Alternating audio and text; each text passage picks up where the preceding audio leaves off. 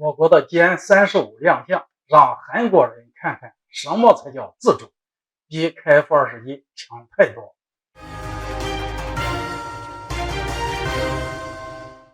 各位网友，大家好，我是肖运华，欢迎收看运华观点。今天我们聊聊中国又放大招了，歼-35第3架原型机亮相，时间进入到7月份，这几个月全球最大的军事装备新闻，恐怕就是韩国的KF-21战斗机了。由韩国自主研发的KF-21战斗机原型首飞成功，虽然只是低速飞行，连起落架都没有敢收回，但这依然是韩国航空工业史上最重要的一天。这意味着韩国正式成为全球第8个能够研制超音速战斗机的国家。其他几个国家分别是美国、俄罗斯、中国、日本、法国、瑞典以及英德意西联合研发集团等等。顺便提一下，研发了光辉战斗机的印度不在此列。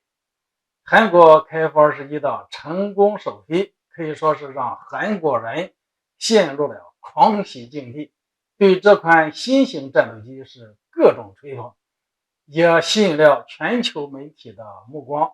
但实际上，此前已经有媒体注意到，中国可能会在近期曝光一种战机，只是不知道什么型号的战斗机。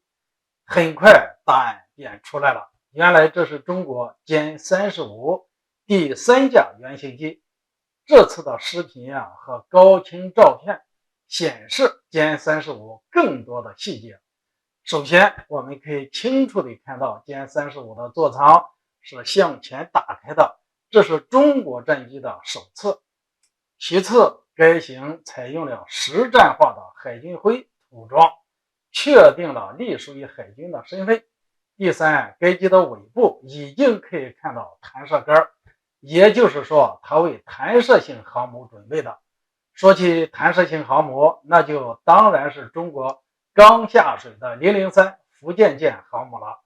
歼-35就是为其量身打造的新一代舰载隐身战斗机。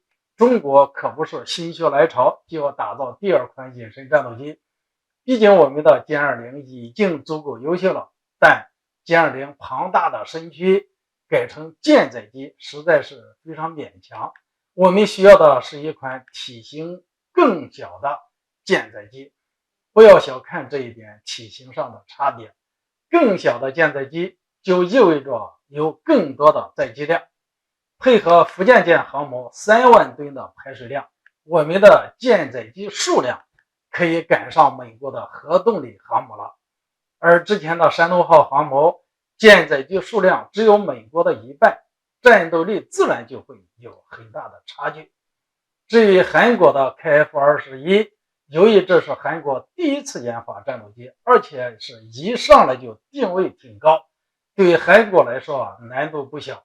韩国 KAI 公司也是尽量降低了标准，比如取消了弹舱设计，隐身效果的要求也不高。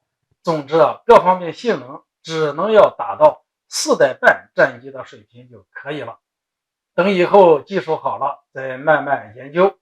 其次，韩国很多分支系统都是无法自己生产的，基本都是从西方国家购买的。少数所谓的自主研发，其实也是和别的国家联合开发的。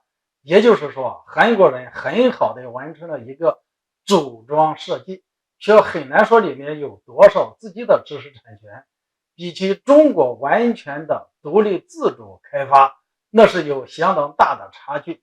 就像印度的光辉战斗机根本就没被列在自主研发里面，因为大多数工作是法国达索公司完成的。同样，韩国的工作大多数也是美国人来做的。本来嘛，韩国预想的对手空军实力很弱，不需要那么高效能的战机。